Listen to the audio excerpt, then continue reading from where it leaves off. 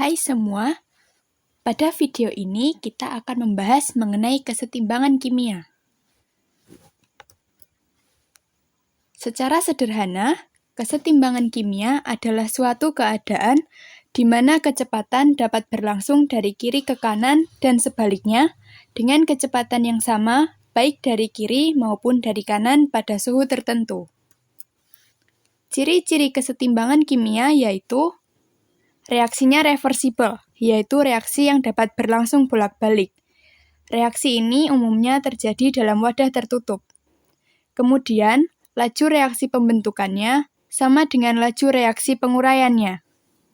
Selanjutnya, meskipun dalam reaksi kesetimbangan terlihat seakan-akan tidak terjadi perubahan secara makroskopis, namun secara mikroskopis sebenarnya terjadi reaksi yang terus berlangsung bolak-balik. Fenomena ini disebut sebagai kesetimbangan dinamis, di mana kesetimbangan dinamis adalah keadaan berlangsungnya dua proses yang berlawanan pada kecepatan yang sama, serta total konsentrasi senyawa tidak mengalami perubahan seiring berjalannya waktu. Lalu, pada jenis kesetimbangan terdapat dua jenis kesetimbangan reaksi kimia, yaitu kesetimbangan homogen yang dalam reaksinya hanya terdapat satu macam wujud zat. Entah dalam satu reaksi itu seluruh unsur atau senyawanya hanya berwujud solid, atau liquid, atau gas, ataupun aqueous. Yang kedua, kesetimbangan heterogen, yang dalam satu reaksinya terdiri dari beberapa wujud zat. Selanjutnya, mari kita bahas mengenai hukum kesetimbangan. Pada saat kondisi setimbang, rasio antara hasil kali konsentrasi zat sebelah kanan pangkat koefisiennya terhadap zat sebelah kiri memiliki nilai tetap pada suhu tetap.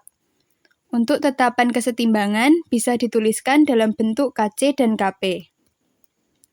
Pada reaksi tersebut terdapat M mol gas A tambah N mol gas B menjadi P mol gas C dan Q mol gas D.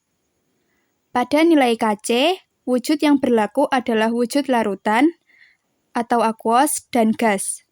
Maka rumus Kc yang berlaku adalah konsentrasi C pangkat P dikalikan konsentrasi D pangkat Q dibagi konsentrasi A pangkat M kali konsentrasi B pangkat N. Untuk mencari nilai konsentrasi, misal mencari konsentrasi gas A, caranya dengan jumlah mol gas A dibagi volume dalam liter. Untuk Kp, wujud yang terlibat hanya gas. Untuk mencari nilai Kp, caranya tekanan parsial C pangkat P kali tekanan parsial D pangkat Q dibagi tekanan parsial A pangkat M kali tekanan parsial B pangkat N. Untuk mencari tekanan parsialnya, misal tekanan parsial dari gas A, caranya dengan mol gas A dibagi mol total gas dikalikan tekanan totalnya. Sekarang kita bahas hubungan yang terdapat di antara Kc dan Kp. Hubungannya yaitu nilai Kp sama dengan Kc kali RT pangkat delta N, di mana R adalah sebuah tetapan, dan untuk suhunya diubah ke dalam bentuk Kelvin. Lalu delta N-nya yaitu jumlah koefisien gas kanan dikurangi jumlah koefisien gas kiri. Apabila nilai delta N lebih besar dari 0, maka nilai Kp lebih besar dari Kc. Jika delta N lebih kecil dari 0, maka nilai Kp lebih kecil dari Kc. Bila delta N sama dengan 0, maka nilai Kp sama dengan Kc. Contohnya, diketahui reaksi 3A tambah 2B menjadi 2C tambah 4D. Untuk menghitung deltanya, kita perlu menghitung dahulu jumlah koefisien gas di sebelah kiri dan sebelah kanan. Jumlah koefisien gas di sebelah kanan ada sebanyak 6. Sedangkan yang sebelah kiri yang berbentuk gas saja, yaitu si unsur A, maka ada sebanyak 3. Oleh karena itu, nilai delta N yang diperoleh ada 6 kurangi 3 sama dengan 3. Karena nilai delta N-nya lebih dari 0 atau lebih besar dari 0, maka nilai Kp lebih besar dari Kc. Masih berhubungan dengan nilai ketetapan kesetimbangan, nilai K itu bergantung terhadap persamaan reaksi. Yang pertama, jika persamaan reaksi dibalik, maka nilai K yang baru adalah 1/K reaksi semula. Yang kedua, jika persamaan reaksi dikali N, maka nilai K yang baru adalah K reaksi semula pangkat N. Jika persamaan reaksi dibagi M, maka nilai K yang baru adalah akar pangkat M dari nilai K reaksi semula. Kemudian, jika persamaan reaksi dijumlahkan, maka nilai K yang baru adalah perkalian nilai K dari reaksi-reaksi yang dijumlahkan. Untuk lebih memahaminya, kita perhatikan jumlah soal berikut. Pada soal tersebut diketahui dua persamaan reaksi, dan yang ditanyakan adalah nilai K dari reaksi N2 dan 2O2 menjadi N2O4. Di reaksi pertama, letak N2 ada di sebelah kanan. Sedangkan pada reaksi yang ditanyakan, letaknya ada di sebelah kiri. Maka reaksi yang pertama reaksinya dibalik, sehingga nilai K yang baru 1/K reaksi pertama. Lalu pada soal, jumlah N2 yang ditanyakan hanyalah 1. Sedangkan pada reaksi pertama, diketahui jumlah N2-nya ada setengah. Maka reaksinya perlu dikalikan 2. Karena reaksinya dikalikan 2, maka nilai K2-nya dipangkatkan 2 dari K semula. Selanjutnya, kita lihat pada reaksi yang kedua. Di reaksi kedua, letak N2O4 ada di sebelah kiri. Sedangkan pada soal, letaknya ada di sebelah kanan. Maka reaksinya perlu dibalik, dan nilai K yang baru menjadi 1/K reaksi pertama. Kemudian, di soal jumlah N2O4 yang dibutuhkan hanya 1, sedangkan di reaksi yang diketahui ada 2. Maka reaksinya perlu kita bagi dengan 2, sehingga nilai K barunya menjadi akar pangkat 2 K semula. Selanjutnya, reaksi-reaksi ini kita jumlahkan. Nilai K yang baru merupakan hasil perkalian nilai K dari reaksi 1 dan 2 yang hasilnya 0,8.